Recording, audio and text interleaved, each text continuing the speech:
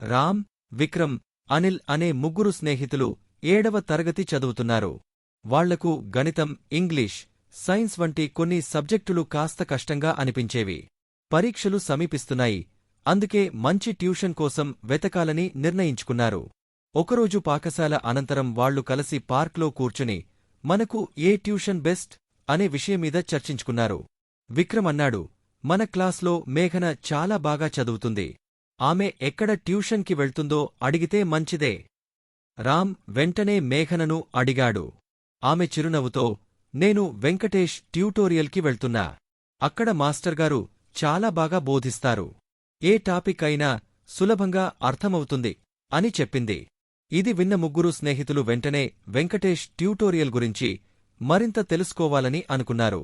ఆ రోజు సాయంత్రం వాళ్లు ఆ ట్యూటోరియల్కి వెళ్లి అక్కడి వాతావరణాన్ని పరిశీలించారు. క్లాస్ రూంలో విద్యార్థులు ఆసక్తిగా చదువుతున్నారు. మాస్టర్గారు ప్రాక్టికల్ ఎగ్జాంపుల్స్తో బోధిస్తున్నారు. అందరూ కూర్చుని వినిపిస్తుంటే అనిల్ ఆశ్చర్యంగా, ఇంత బాగా బోధిస్తారా?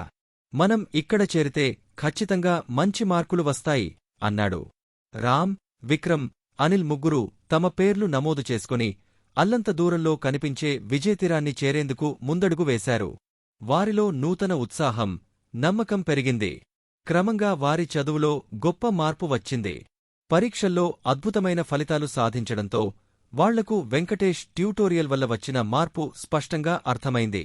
ఆ ముగ్గురు స్నేహితులు ఒకరినొకరు చూసుకొని సరైన నిర్ణయం తీసుకున్నాం అని సంతోషంగా అనుకున్నారు.